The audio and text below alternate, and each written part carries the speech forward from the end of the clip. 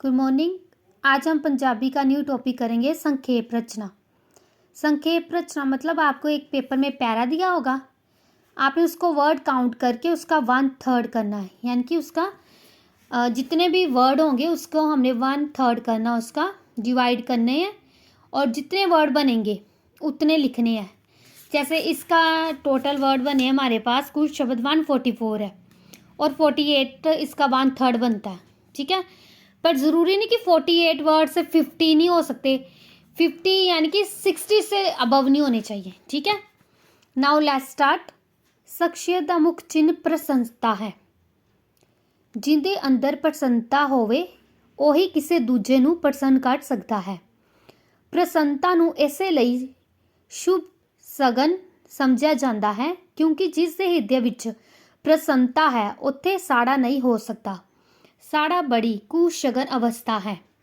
ਸਾਡਾ ਆਪਣੇ ਆਪ ਵਿੱਚ ਭਰੋਸਾ ਨਹੀਂ ਰੱਖਦਾ, ਸਾੜਾ ਆਪਣੇ ਆਪ ਵਿੱਚ ਭਰੋਸਾ ਨਹੀਂ ਰੱਖਦਾ, ਦਲੇਰ ਨਹੀਂ ਹੁੰਦਾ, ਹਿੰਮਤ ਤੋਂ ਕਤਰਾਉਂਦਾ ਹੈ। ਇਹ ਨਿਸ਼ਾਨੀਆਂ ਹੀਨਤਾ ਦੀਆਂ ਹਨ। ਕਿਹੜੀਆਂ? ਕਿ ਕੁਸ਼ਗਨ ਹੈਗਾ ਕਿ ਸਾੜਾ, ਤੇ ਇਹ ਆਪਣੇ ਆਪ 'ਚ ਭਰੋਸਾ ਨਹੀਂ ਰੱਖਣਾ, ਦਲੇਰ ਨਹੀਂ ਹੋਣਾ, ਹਿੰਮਤ ਤੋਂ ਕਤਰਾਣਾ। ਇਹ ਕਿਹੜੀਆਂ ਨਿਸ਼ਾਨੀਆਂ ਹੈਗੀਆਂ ਹਨ? ਸਾੜੇ ਦੀਆਂ। ਇਸੇ ਲਈ ਸਾੜਾ ਜਿੱਥੇ ਹੁੰਦਾ ਹੈ ਉੱਥੇ ਕ੍ਰੋਧ ਵੀ ਹੁੰਦਾ ਹੈ। ਜਿੱਥੇ ਇਹ ਦੋਵੇਂ ਹੋਣ ਉੱਥੇ ਫਿਰ ਕੋਈ ਭਲੀ ਗੱਲ ਨਹੀਂ ਰਹਿ ਸਕਦੀ। ਇਹ ਦੋਨੋਂ ਸ਼ਖਸੀਅਤ ਦੇ ਵਿਰੋਧੀ ਹਨ। ਸ਼ਖਸੀਅਤ ਦੇ ਅਭਿਲਾਖੀ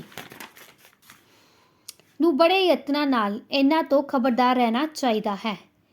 ਇਹ ਢੇਰ ਚਿਰ ਤੱਕ ਵੱਲ ਵਲਾਕ ਕੇ ਆਉਂਦੇ ਰਹਿਣਗੇ, ਪਰ ਜਦ ਤੱਕ ਅਸੀਂ ਇਹਨਾਂ ਦੀ ਸ਼ੋਹਰਤ ਤੋਂ ਸ਼ਰਮਾਂਦੇ ਰਹਾਂਗੇ ਇਹ ਸਾਡੇ ਉੱਤੇ ਕਾਬੂ ਨਹੀਂ ਪਾ ਸਕਦੇ, ਯਾਨੀ ਕਿ ਇਹਨਾਂ ਤੋਂ ਦੂਰ ਰਵਾਂਗੇ ਤੇ ਸਾਡੇ ਉੱਤੇ ਕਾਬੂ ਨਹੀਂ ਪਾ ਸਕਦੇ।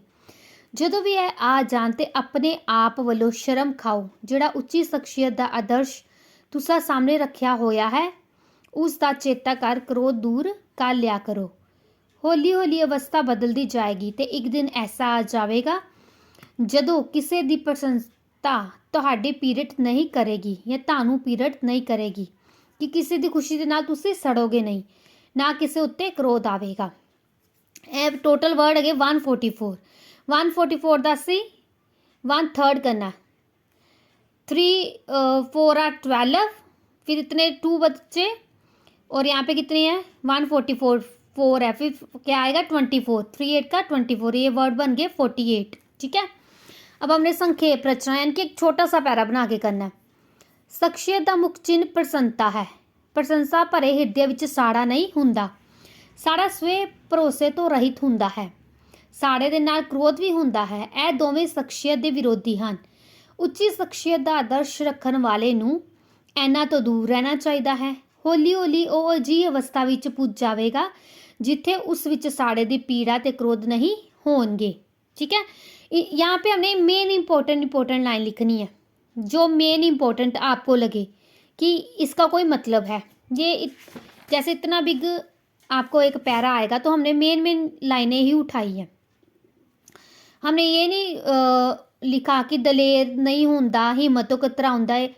ये कॉमन सेंस की बात है। जो मेन आपको लगे कि लाइन इम्पोर्टेंट है वो ही हमने लिखनी है, ठीक है। बस आपने ये याद रखना है कि टोटल वर्ड को 1/3 करके फिर हमने वर्ड लिखने हैं।